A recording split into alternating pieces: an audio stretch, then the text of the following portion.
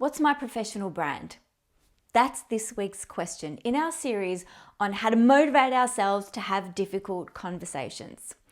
Hello everyone, my name is Annalie Blundell and I'm an expert in communication dynamics. So what's my professional brand? Why are we asking this question? Doesn't seem like it's a really direct link to being motivated to have a difficult conversation. But here's the link.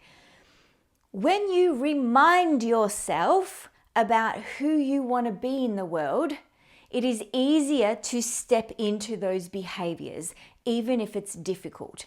So for example, if you're a parent and you're really stressed and your child is really stressed and they're having a tantrum and you just want to go, shut up!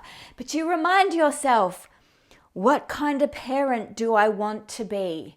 If this was being videotaped and shared with the world, if this was on the front page of the newspaper, what kind of parent would I want to be? Am I living into my highest values right now? That's where we go when we ask ourselves this question. What is my personal brand here? And when we can get clear on what our values are, we get clear on our highest possible standards of behavior for ourselves. And when it comes to leaning into having a more difficult conversation, what that means is, am I someone who will just let that slide? Am I someone who is not brave enough to say what needs to be said?